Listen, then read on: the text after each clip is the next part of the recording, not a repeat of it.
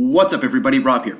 So, for many years, Transylvania has been associated with vampires, mostly due to its association with this guy here. This is Vlad Tepes, aka Vlad the Impaler, who was the inspiration for Bram Stoker's Dracula. But in addition to Vlad over here, Transylvania is also the home of the notorious Elizabeth Bathory, one of history's most famous and prolific serial killers. But is any of the rumors against her true? Well, maybe. Maybe not. We'll take a quick look at it, and I suck at transition, so here we go.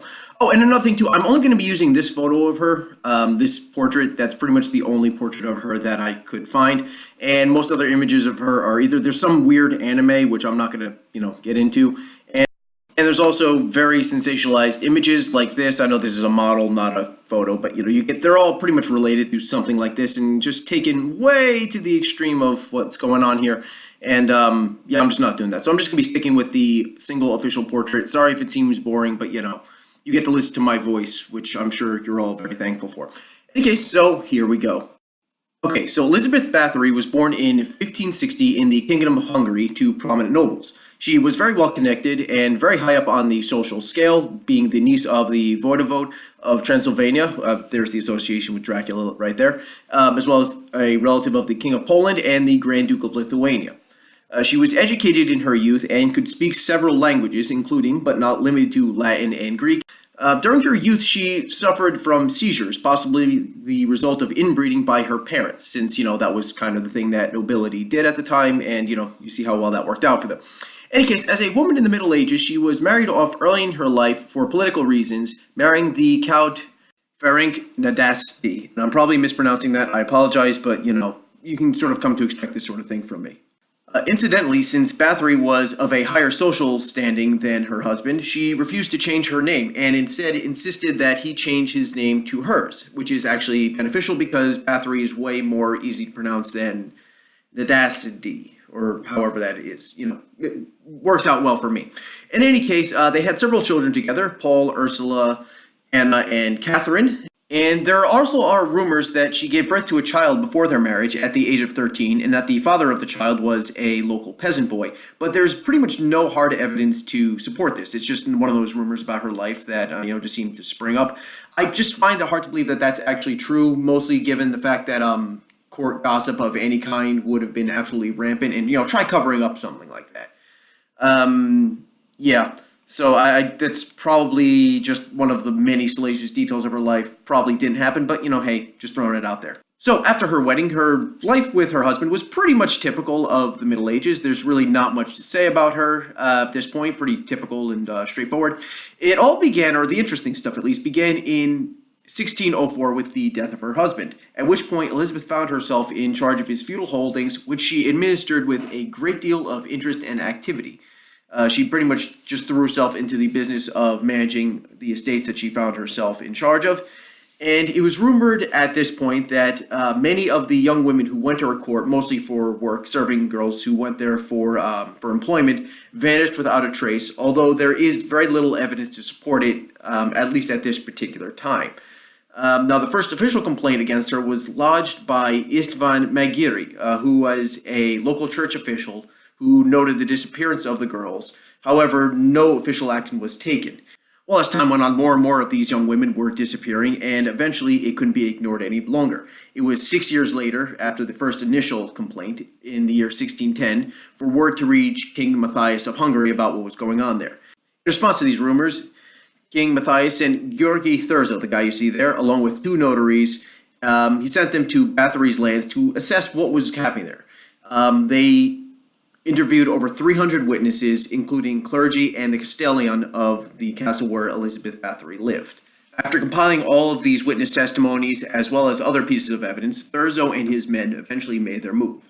On December 30th, 1610, they arrested Bathory, apparently in the act of torturing and killing several young girls. They walked in on her, basically torturing one woman to death. She was very badly mutilated at this point. Another one was sitting there, laying there dead on the floor. And there were several others locked up in cages awaiting their fate. Now, this is probably not true, since the announcement of the arrest of Bathory was made well before this evidence was presented. You would say that, you would think that if they caught her in the act, they would say it right away. Yeah, we caught her in the act. Well, look, she was torturing people like as we walked in. That didn't come out till much later. So it was probably an exaggeration or, just a flat out lie that came up later. In any case, the trial started shortly thereafterwards when all these salacious details would emerge. Dozens of witnesses would be produced from local clergy, peasant women, servants at the castle, etc. And the bodies of several victims would be exhumed and examined for markings of torture. Elizabeth Bathory, along with the servants. Okay, I'm not even going to attempt to pronounce it. It's these four individuals here. I tried, people. Really, I tried. It's just not happening. I'm not pronouncing this. Well, these four individuals would be executed for their crimes. Bathory, however, would have a different fate. As a noblewoman who held vast estates, if she were to be executed for this particular set of crimes, her lands would be seized by the crown, which would cause massive political fallout for the Hungarian king. Instead, Thurzo argued that her children should inherit the lands rather than the king seizing them. It is unknown exactly why, but it was probably for the image of it. King Matthias owed money to Bathory. Bathory had lent him a great deal of money, and if the king were to basically seize her lands, it would be seen as him, it would cast some degree of illegitimacy upon the trial that, oh, you simply made up these details about her because you just wanted to get out of paying your debts. It would just look bad for him at a time when the political situation was precarious at best. Thurzo argued that initially that she be shipped off to a convent, but there would be public outcry about this. Here's this woman torturing people, torturing people and doing all these horrible things, which we'll get into exactly what happened a bit later. And it was seen as just far too lenient. She's just going to go off to live as a nun? No, I mean, being a nun would be a somewhat honorable profession, and have her doing that, the people wouldn't simply not allow it. So instead, she would be placed under house arrest. She would be walled up in a few rooms of her home estate of Kashtish Castle. You see there, I'm probably mispronouncing it. It's in modern-day Slovakia right now. In any case, they would only have a couple small slits for ventilation and for food to be delivered to her, and she would spend the rest of her life there, unable to leave the confines. She would die a few years later in 1614 and was buried in the graveyard of the castle where she was. However, there was popular uproar at her being placed there. Nobody wanted anything to do with her being associated there. So her body was moved to her family's crypt in Exed in Hungary. Her burial location to this day, however, is unknown, and her body is lost. So, what exactly was Bathory and her accomplices accused of? Well, a multitude of things. Now, at first, like I said, her victims were women of low social status, peasants, who went to the palace for work. Bathory would lure them there with promise of high wages when her and her accomplices would commit their murders upon them. They were accused of beating the girls to death, starving them to death, burning them, mutilating them with knives and other sharp objects and instruments, freezing them in biting cold water, ripping their flesh off with their teeth, and tearing at them with red-hot tongues, and then dumping the victims into freezing water. There are also recorded instances of cannibalism, although these have very little evidence to sustain them and were probably just added on just to add to these salacious details of what was going on here. Okay, now, initially, Bathory and her accomplices performed their torture on young peasant women, young servants, basically people of virtually no social standing whatsoever. Eventually, either they ran out of peasants, we're not sure, or maybe the thrill wore off, it's hard to say, but she moved on to the gentry, which were members of the lower class nobility. And she would acquire her victims this way. The members of the gentry would go to Elizabeth's court as a way to learn etiquette and courtly graces and, politics and that kind of stuff. Like, basically, this was a commonplace thing. You send your daughter, your son too, I guess, in some cases. You'd go off to, a foreign court or that of another nobleman or noblewoman in this case, and you just learn, what life was like at court. Very commonplace practice. So that in and of itself is not too unusual, and she simply took advantage of this to, basically murder and torture and do all that other stuff she did. So, and that's actually was her undoing. She actually, going after peasants, nobody cares. The peasants, they're thick on the ground. You're not exactly going to run out of them anytime soon. And, hey, nobody cares what a peasant has to say about anything. But when you start going after the nobility, that's when, some red flags went up. And that's when King Matthias and Thurzo got involved. And, the rest is history. Okay, so the question becomes, did Elizabeth Bathory actually do the things she was accused of? And the answer is, well, probably yes. The only question is, to what extent did she do these tortures and mutilations and all that stuff, and what was her final kill count? Now, as far as I can tell, she really did murder a large number of young women, and I personally think that this started out, it was basically, she was a spree killer. And this is just my theory on this. I don't know how true any of this is. This is just my looking at the evidence and, you know, what little I know about serial killers and spree killers and thrill killers and all that stuff. She started out with, if you know, she started out with peasants and lower classes, people that really have no status in society at the time. So, you know, nobody's going to miss a peasant. And if a peasant complains, well, who's going to listen to them? Nobody cares. So she went off of that, got the thrill from it, so her and her companions went off and killed more and tortured more. And it probably just started with, you know, just beating them to death, which probably did happen. And then, okay, well, let's get some knives and mutilate them. Let's take red hot tongs and rip their flesh out, see what happens. And like, it slowly built up from there.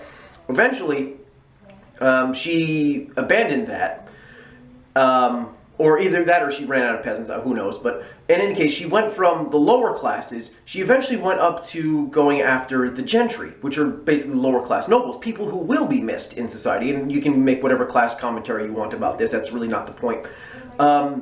She thought, okay, how far can we go and get away with this? How much can, you know, how far can we push this before there's inevitable fallout from that, from what we're doing? So in my mind, she's pretty much a very typical spree killer. Like, let's keep pushing the boundaries. Let's keep pushing how far can we go with this. Now, some of the more salacious details, like the cannibalism, that's probably exaggerated to an extent. Did she bite her victims at some point along the way? Probably. Yeah, again, we don't know. A lot of this is, you know, hearsay and conjecture and all that stuff. But did she, at some point, like, you know, in a fit of whatever it is killers of this type feel, did she, like, you know, bite a victim? Yes. And did that eventually morph into cannibalism? Sure, that's certainly a possibility. Maybe she was a cannibal to some extent. Again, it's hard to say. I think it might be exaggerated, or, you know, like, okay, she bit a young woman, and then that led to, you know, the rumors of cannibalism. Who knows? But the point is, she certainly did do it. And I think it was a constant escalation because she just needed that thrill. And it's kind of like being on a drug. You know, you take that hit that one time, and then you're always chasing that high. So you need to do more and more and more to get that same effect, that same adrenaline rush, the same endorphin rush, all that other stuff. The other question is the number of her victims. Now, she was accused of killing over 600 women. More than likely, that is not true. She probably didn't kill that many. She probably killed only about 80 to 100 or so, as if the killing 80 to 100 people can be described with the word only. But more than likely, though, that is the extent of it. Probably not about 500-600. That's she was actually accused, I think, of over 600 officially. She probably didn't kill that many. Again, though, who can say? Records were kind of scanty at the time. Law courts and stuff like this, and, you know, census bureaus and all that stuff, they're not quite as good as record keeping as we are today. And forensics, of course, at the time were all but non-existent. So we're kind of, you know, having to rely on unreliable sources, and that's what we got. But yeah, so she probably did do it, and I think it was just serial escalation on her part. She just needed to, you know, get that thrill, get that next high, and just kept pushing the envelope until eventually she, you know, just ran into the wall. And, you know, trial happened, Thurzo showed up, and all that happened. Okay, one thing I just want to point out, too, is the rumor of Elizabeth Bathory bathing in the blood of her victims. She did not do that. The first recorded incidents of her doing that, or tale of her doing that, came out hundreds of years after her death. Now, the rumor is that since her victims were young women, she would do this, she would bathe in their blood in order to restore her own youth and vitality and, you know, all that. Like, it's a perverse, twisted fountain of youth. She probably didn't, well, she definitely didn't do that. There's no recordings, contemporary sources of her saying that. This is mostly, again, one of these salacious details that, you know, just gets exaggerated over the course of many millennia. And her obsession with blood and her association with blood is probably due to her relationship with Transylvania and Vlad Tepes and vampires and all that other stuff. But there's really no evidence to suggest that at the time she actually did that, though. So, yeah, not to exonerate her for what she did. I mean, she's a murderer, probably one of the highest orders in history. I don't think I need to, say she's a poor innocent victim or anything like that. I just think that, let's not exaggerate, She did enough horrible stuff. Let's not exaggerate stuff that doesn't need to be exaggerated. All right, so there you go. So bathing in blood, regaining youth and beauty and all that stuff. No, there's no evidence to suggest that. None whatsoever. Yeah, just throwing it out there. All right, that is it for the video. Hope you found this interesting and entertaining. Please hit the like and subscribe button. Is the subscribe button over? I think it's on this side. Yeah. Whatever. Where it says subscribe, hit that button. More videos will be coming out whenever I get around to it. And have a good day. Or don't have a good day. You're adults. Have any kind of day you want. See you later.